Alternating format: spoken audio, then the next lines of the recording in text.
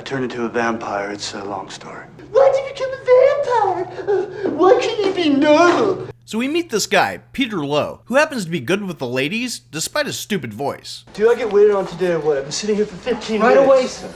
But one night when he has one over, a bat flies through the window, and even though it attacks her, she still wants to sleep with him. What's the matter with you? And the next morning, we see that he clearly didn't go home because he's not wearing socks, but he has a request from a client who wants a copy of a contract back from the 60s. So he asks this woman, Alva, to find it. I couldn't think of a more horrible job if I wanted to. After work, he goes home hoping the bat flew out the window, and after he checks the place it hid the night before, he's thoroughly convinced that it's gone. But it will be there. Somewhere. Later he meets with his therapist, who he tells he got really turned on fighting the bat. A bat? I guess I was pretty horny. And that night, he goes out again, and even though he corners this woman Rachel at a booth like a creep, he still gets her to go home with him. But maybe that's just the way New Yorkers sit in restaurants. Doesn't appear that way at all.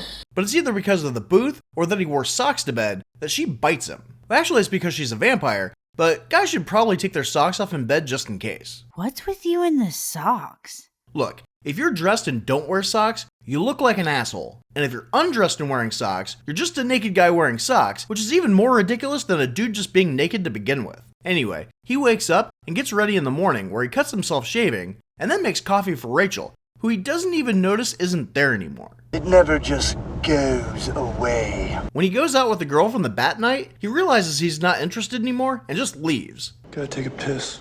And the next day at work, the author calls back about the contract he wanted, so he yells at Alva for not finding it yet. Mr. Heatherton actually told him to take his time looking for it, but he tells Alva that he's furious he doesn't have it yet. The goddamn contract is somewhere in those goddamn fucking files! That night, when he's leaving a diner, his neck hurts really bad, so he calls his therapist, and when he can't get a hold of her, he calls Batgirl and makes a date for later. Why would she go back out with him? Better be a hell of a good reason.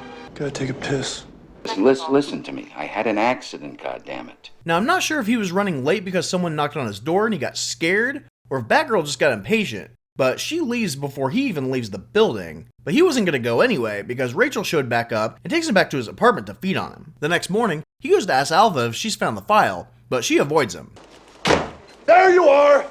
He then chases her into the ladies' room to get answers, and in there, a woman hears that she has a gun and will use it to defend herself, but she just leaves. What the hell is he doing in here? Gotta take a piss. He apologizes, but then goes to a board meeting where all the execs laugh about it. Hey, she asked me for a raise. Can you believe it? When he gets home, he finds a note from Batgirl, and for some reason, after ditching her twice, he's upset about it. That's it. We're done. He then goes to his shrink the next day and says that he's frustrated Alva can't find the file, so he asks her who could be so stupid that they couldn't file right. And she says she couldn't possibly know who would have filed something in 1963 in a company she doesn't work for. Ha! You call yourself a psychiatrist. So he explains how filing works for her. I never misfiled anything! Not once, not one time! What could be easier? It's all alphabetical. You know, A, B, C, D, E, F, G, Peter. H, I, J, K, L, M, N, O, P, My little literary genius. Q, R, S, T, U, V, W, X, Y, Z! Huh? Very good. You know your alphabet. The next day, he tells Alva she needs to stay late to find the file or he's gonna fire her. He's also wearing sunglasses in the office because the sunlight's too bright. So he's turning into a vampire? Well, he falls over when he walks past a church, mirrors burn him, and he's eating bugs. But on the other hand, he's not sleeping, showering with invisible people, Watch yourself. and making really weird faces.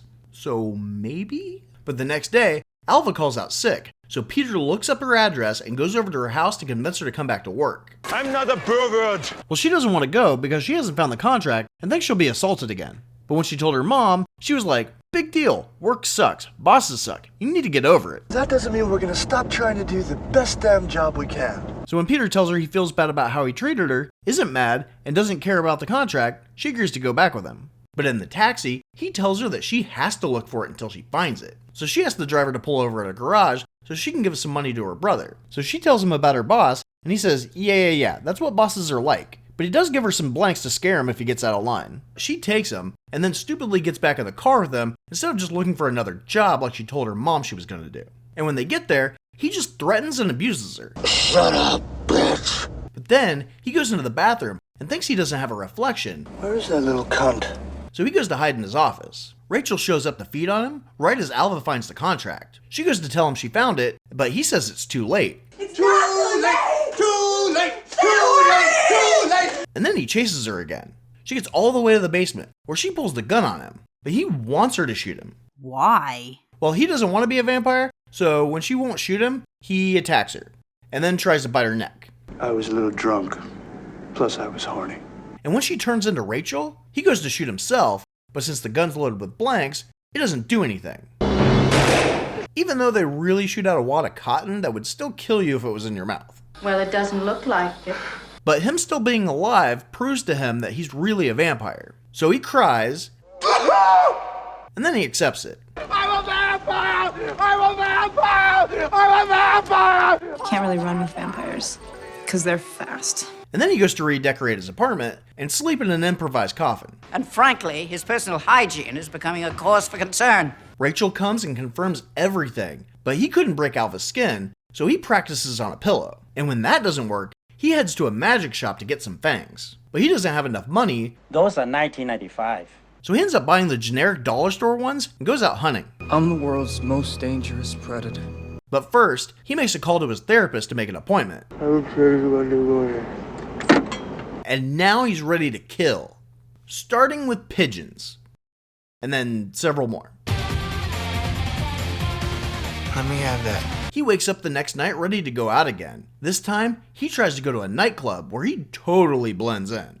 Especially after skipping the line and assaulting the bouncer. And this club is so packed that you can barely walk, but there's this nice lounge with plenty of comfortable seating that should probably be packed too. But he finds a woman alone who thinks he's really funny because she's on drugs. But when he gets handsy with her, she understandably freaks out and he bites her neck. Like those plastic pieces of crap are gonna work. Well, he bit her with his real teeth and she dies. And then he puts the plastic ones back in and goes into a VIP room. Rachel comes in to tell him he's pathetic and then leaves. But he chases her onto the dance floor and she barely remembers him. Peter, right? He tries to show everyone her teeth and security kicks him out kicking and screaming, when all they really had to do was this. Please! But then the sun starts to rise and he begs for death. The tortures of the damned! Across town, Alva tells her brother what happened to her and he goes out looking for Peter, but I really doubt he'd put up that much of a fight. I'm a vampire. Kill me. Kill me. But he's just acting like every other bum in New York, so no one pays attention to him. We don't make spectacles of ourselves. He then hallucinates that a wall is his therapist and tells her that he doesn't need her anymore because all he needs is love. So she sets him up with the next patient and they go off to be happy. But it's not long until their first fight. Sharon. God damn it! What I just say! Alva and her brother are outside of Peter's apartment when he comes home, and Emilio goes in after him. And after he kicks Sharon out, Peter comes to the conclusion that love isn't the answer. Maybe I should see the shrink. And then Emilio breaks into the building as Peter gets sick and goes to bed. What the fuck is going on? But when he comes in and opens the coffin, Peter tries to stake himself, but Emilio does it for him, and he dies. Yes, that is the precise order of events. So if all this is happening in his head, did he really kill that girl? People get murdered every day in this city. He did. So now Emilio might go to jail for murder because people at the nightclub were too stupid to call the cops or even remember the guy covered in blood claiming to be a vampire at the same place they found a girl with her throat bitten out. Or if he or their mom would have been just a little supportive when she wanted to leave a toxic job. Idiots. But the way I see it, Peter deserves what he got, not only for being a dick, Fuck you! but also being a guy who sits on the same side of the booth as his date when the other side is open. I'll never do that again. Jeez. Now make sure to hit the like and subscribe buttons. That's all you have to do! Am I getting through to you?